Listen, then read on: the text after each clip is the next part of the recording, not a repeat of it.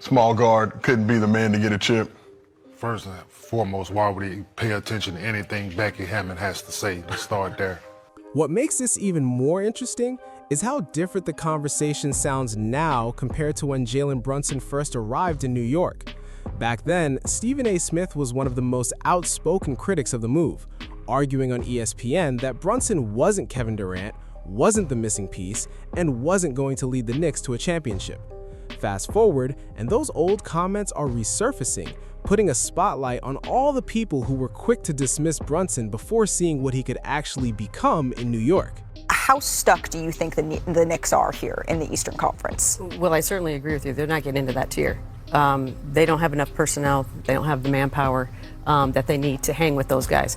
I think you're going to get a consistent team like they've been. They're a pretty good team. They're well coached. They're going to be on their defensive game. But at the end of the day, they don't have a dude.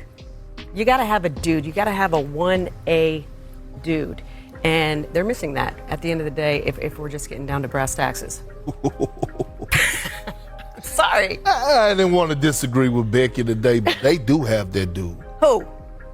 Jalen Brunson. No, he's too small. But here's the thing, and that's Didn't they say about you? But you know what? They say that about you, and you're a Hall of Famer. You know what? I got a philosophy. Can I say my philosophy? Go ahead. If your best player is small, you're not winning. John Stockton, Allen Iverson, Steve Nash, you could go down the list. Steph Curry is the only. But he's not that small. He's not that small. He's like 6'3". But also, though, I mean, he's the greatest shooter to ever walk the planet. He's in an outlier class. Okay. She is right. History says she is right. Okay, but we're living in a new age, okay, new day. And here's the thing. This is coming from a big man. When we think about Jalen Brunson, we got to ask ourselves, what tier do we put him in? Right? Because every single time I see him get between those lines and it's time for him to match up against other superstars across the floor, he give them that work and he stand on business. Now, do the results come out as a win when it comes down to the Knicks overall? But hold on, stay with me. Stay with me. I watched them go in the Phoenix a couple weeks and hand them 50. I watched them come down. Right after that, I watched them bounce back, come to LA and give them a solid 29. When we watched that series last year, Jalen Brunson against the Miami Heat before they were eliminated, he was going back and forth with Jimmy Butler. I saw a couple of 35-plus point nights. So my thing is, I know he's not the typical, eye candy. Is he the person that's going to win you a championship as 1A? This is what I'm saying. All I know is that the last time Luka Doncic had success in the postseason and went to a conference finals, it was paired up alongside Jalen Brunson. What I'm telling, but that's the thing. It was Luka and Jalen. It was a combo because Jalen had his moments in there as well. I think that's all that Becky is asking for. Is a as somebody who used to drop buckets as a small person, that's what I was trying to remind you of, Becky. As a person that used to get some buckets. I'm saying this as a small person. This is a game that the big and bold and it favors that God-given thing. And I love Jalen Brunson. I love Jalen Brunson. But you're going to put him on the level of a 1A. You're putting him with Giannis, AD, Steph, Tatum. I'll tell you what level are we putting Donovan Mitchell at? What level do we put Devin Booker at? Well, and how is Donovan Mitchell won in the biggest moments? What you mean? What biggest moments? What biggest moments? Well, what biggest moments has Donovan Mitchell? Let me ask you this. Okay, but let me ask you this. What's the furthest Donovan Mitchell ever advanced in the postseason? I believe the second round. Okay, Jalen Brunson went to a Western Conference Finals.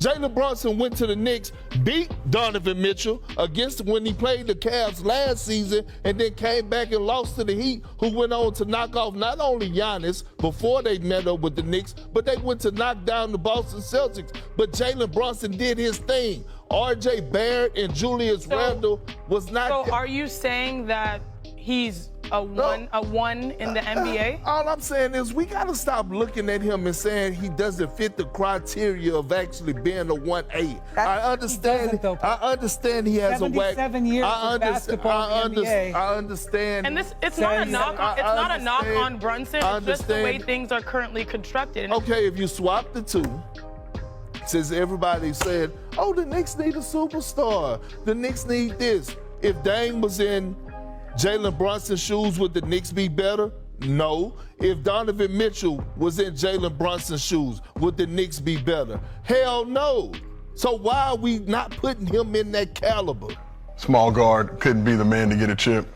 First and foremost, why would he pay attention to anything Becky Hammon has to say to start there, right? Let her stick on that side of basketball. I'm dead ass. Like, why would he pay attention to anything she has to say? Yeah. Like, who cares what Becky Hammon has to say about Jalen? She was Pop's first assistant for so I don't care. I could care less. Don't get me started on that Skip. Is Greg gonna have to Popovich? Listen, don't get me started. Wasn't nice? Yeah, but don't. No. It's Monday. We kind of want to get you started. No. Trust me, there are plenty of other people that could have been sitting in that seat. Let's start there. But to Jalen Brunson's credit, kept his eye on the prize, right? Didn't waver. Second round pick, was overlooked. Yeah, he's the heart of a champion, man. He's won at every level. You don't learn how to win high school and college and not carry that over to the National Basketball Association. You just need the right situation, need the right people to believe in him, need the right makeup of guys around him. They went and did that and added 2 of his college teammates that they won together. That goes a long way. And buying into what we need to do. And I think he's the head of that. He's the driving factor, like I said before. I mean, it was good to see as a basketball fan, right? Not for someone who played in the NBA, but as a basketball fan, the way that Jalen Brunson went about that, right? Every fourth quarter, put the team on his back and was like, I refuse to let us lose. And we've seen some of the greats in this game do that before. And this performance, this playoffs was that. This finals was that. From the first game looking like he got injured early in game 1 to this type of performance, man, it was historic, right? Close out game, 45 points. The rest of the team has 49. So that's huge, man, to show up in those moments and to will your team.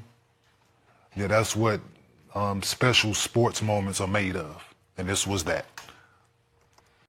Let me confess on national television. Here we go. I was telling Second confession you got now. I was telling them, nobody trolls me better than you the way that you do it, because when, last year when y'all beat Boston, I'm on the court and he just walks up to me and looks me in my face and goes, I'm not going to even say anything, and just walked away. That's what he does, because he remembered that I doubted the brother when he was coming out of Villanova. He was in Dallas. I said, all right, the brother can play, but we getting him here, the 4-year deal in 2022. I'm like, what, this is not Kevin Durant. What the hell we going to do? He, in his own way, he reminds me of this every time. Every time. It's That's automatic. It's because me and Pops go back over 30 years.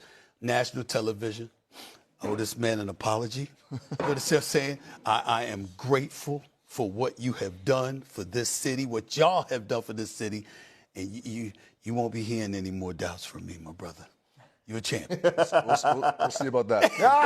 We'll see about that. But thank you. Thank you. To me, the bigger issue here is that Jalen Brunson apparently wasn't looking for a private apology from Stephen A. Smith. If the criticism happened publicly, then Brunson's point seems pretty simple. Don't pull me aside behind the scenes and say sorry when you were perfectly comfortable making those comments in front of the cameras. And honestly, I can understand why Brunson would feel that way, because once you're constantly criticizing NBA players on television, those words don't just disappear when the segment ends. Stephen A. Smith and the rest of these sports personalities have every right to give their opinions, but they also have to understand that players are going to hear those opinions and may eventually respond.